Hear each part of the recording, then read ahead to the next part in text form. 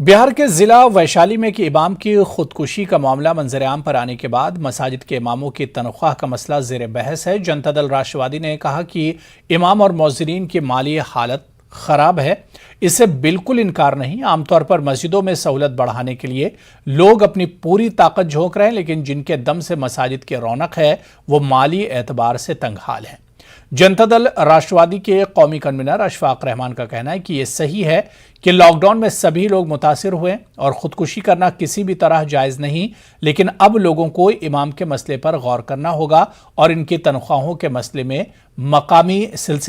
مقامی سطح پر ذمہ داری لینی ہوگی، تبھی کہیں جا کر امام اور مؤذن کا مسئلہ حل ہوگا۔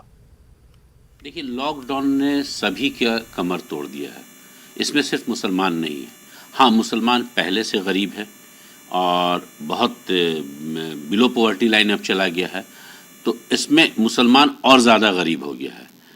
اب اسی میں یہ آپ کے حاجی پور میں امام کے خودکشی کا یہ، حالانکہ ان کو یہ نہیں کرنا چاہیے تھا، کسی مسلمان کو بھی خودکشی نہیں کرنی چاہیے، خودکشی حرام ہے، یہ سمجھے، اور اس علاقے کے لوگوں کو بھی یہ سمجھنا چاہیے کہ ہم جو پیسہ وصولتے ہیں آپس میں، یا مسجد کے رکھ رکھاؤ کے لیے یا امام کے اس کے لیے، وہ اس کو کسی بھی طرح سے پیٹ کاٹ کے ہی صحیح اس کو پورا کریں، اس میں بھی قوم کی غلطی ہے۔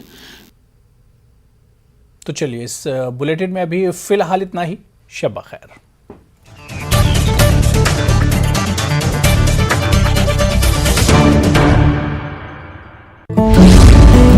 بے شک بہت اچھی مہم ہے یہ، اور